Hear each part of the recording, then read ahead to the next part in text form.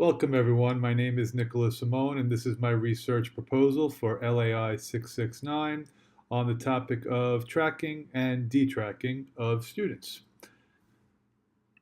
Recent federal legislative acts, such as No Child Left Behind and Race to the Top, have compelled school districts to assess how well they are educating all of their students. Whether we agree or disagree with the nation's obsession with high-stakes testing, ultimately our goal is to find the best approach so that all students receive access to the highest level of education. As a result, the practice of tracking has come under incredible scrutiny. Schools are questioning whether it is still beneficial to separate students based on their perceived talent or intellectual capacity to learn. The purpose of this research proposal is to add to the discussion on the merits and drawbacks of detracking. Considerable research has been conducted on this issue over the past 2 decades, but there are still significant gaps and unanswered questions. I will attempt to add to the literature on detracking with this study and answer the following questions. The central research question will be, what are the consequences, both positive and negative, of implementing a complete detracking initiative in a middle school? Under that central research question, the following questions will also be addressed. What are the reasons why a school would decide to implement a detracking program? How can detracking lead to improved academic performance? In what ways does detracking impact relationships between students in a diverse population? Why is there pressure to prevent detracking from taking place? And where is this pressure coming from? And how do teachers, students, parents, and administrators feel about detracking? These are the overarching questions. More detailed questions that relate to specific lessons will be asked as the study unfolds. The topic of detracking has both scholarly significance and practical application. Researchers can offer much to the discussion by conducting studies that help to inform educators of the merits and drawbacks to detracking. Practitioners desperately need to enlighten themselves on the topic, as this issue has become a political lightning rod in many communities. During the late 1990s, educational reformers started to consider the implications of tracking students. Two of the most ardent proponents of detracking, Robert Slavin and Jeannie Oakes, argue that the practice of tracking only exacerbates the achievement gap for students. Tom Lovelace, on the other hand, contends that tracking is necessary to maintain high academic standards for students. Detracking is quite a complex topic in education, and therefore the literature covers a wide range of themes. On one hand, schools can promote a completely detracked learning environment where all students are mixed together regardless of any prior academic performance. On the other hand, there are schools that are highly tracked with several different levels for each grade. But in between, the issue of tracking can be researched in many different areas. For example, tracking in just some subjects and not others, tracking in some grade levels and not others.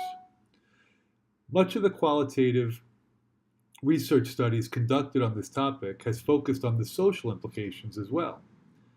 Even after the 1954 Brown versus Board of Education Supreme Court decision that ended racial segregation in schools, many districts with diverse student populations continue to struggle to avoid de facto segregation within their buildings. Qualitative studies have found that when schools embrace a detracked environment, these racial divisions do subside. Not only are these changes witnessed within the schools, but some research has indicated that it even reaches into the wider community. Qualitative studies have also concluded that early detracking initiatives do lead to more students enrolling in more challenging courses while in high school. Researchers have also noticed some problems with detracking, specifically the reluctance and uncomfortable nature of students who are now placed in classrooms with the traditionally highest achieving kids. Qualitative studies have determined through the interview process that some students are reluctant to speak out in class for fear of appearing unintelligent. Much of the qualitative work has consisted of case studies, usually of one class of students. Another common theme is the prevalence of Black and Hispanic students being placed in the lower tracked classes far more often than white and Asian students. The interviews for many of these studies have been structured and semi-structured and have included teachers, administrators, parents, students, and community members. Video recordings have also been utilized in these studies. It appears that the increased emphasis on standardized test scores and assessment results may have curtailed the research on detracking, but the pendulum seems to be swinging back for this topic. The ontological implications for tracking students must account for the various ways that students view this practice.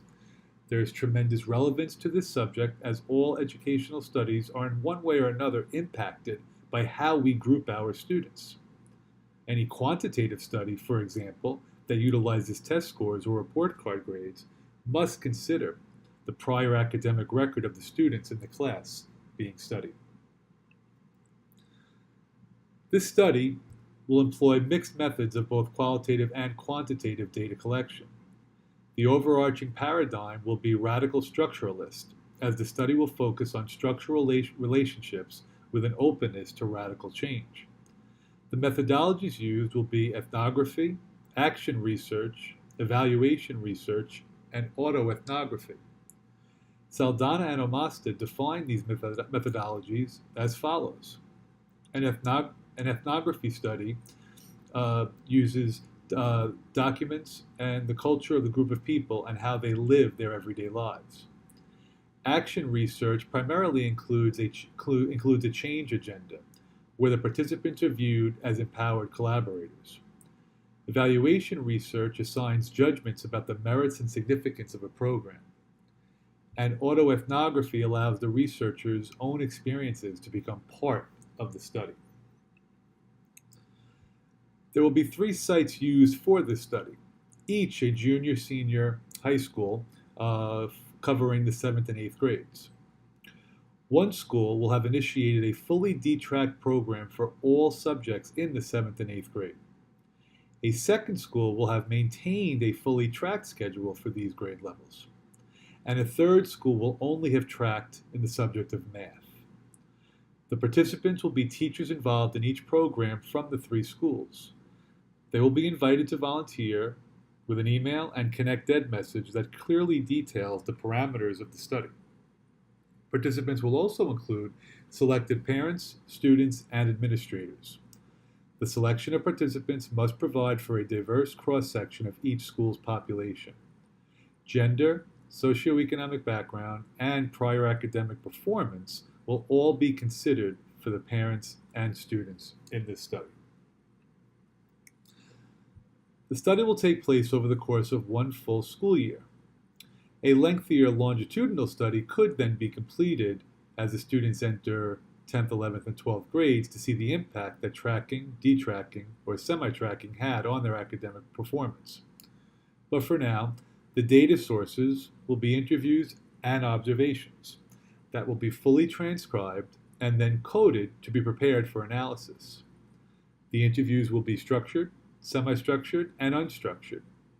Interviews will take place both individually and in small groups. Participants will also complete surveys at 3 stages of the year, in September, January, and June. The study will focus on both students' emotional and social development, as well as their academic performance. That is where the quantitative methods will be utilized. By studying the students as they progress throughout school, the researcher will be able to compare the results from the different tracked settings. The data collection procedures will emphasize the routines that take place in the classroom and how the students respond to the learning environment. Comparisons could then be made between the 3 different schools.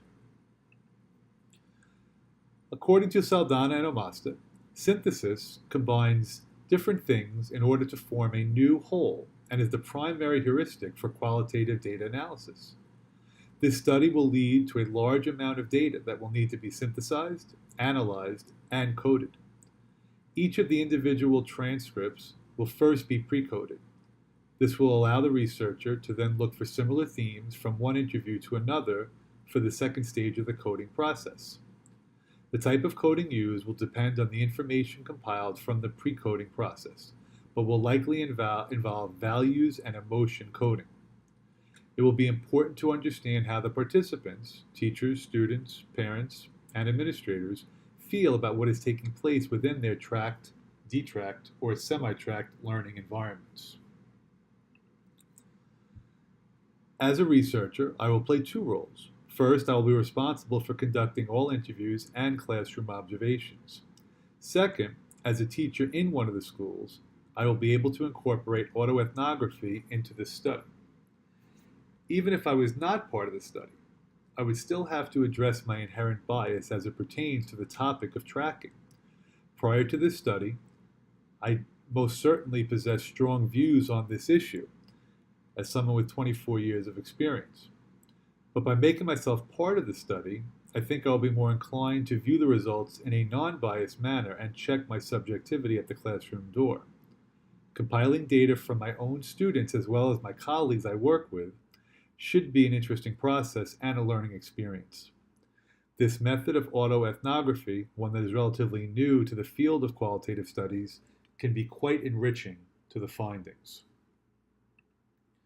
As the calls for reform in education become increasingly more vociferous, the issue of detracking demands attention. While some research exists on the merits and pitfalls to detracking, the literature needs to be expanded and how students are impacted by the ways schools group them in class. The recent technological advances, if used properly, can enhance students' educational experiences. By conducting a research study of this nature, one that elicits information from a wide range of subjects in 3 different settings with regards to tracking, the results should provide administrators with valuable information to be used when considering the most efficient and effective way to group students. The proposed methodologies offer the researcher a variety of approaches to enrich the data collection. Using interviews and observations over the course of one full school year should provide considerable data. The study of only 3 schools does present limitations for the proposal. The researcher will need to be sure to select schools that are diverse in their student populations. Without the longitudinal component of the study, the proposal is also limited in not being able to see how students progress in future years. But overall, those who would read and review the results should be able to learn important information that could then be used in their own settings. Thank you very much.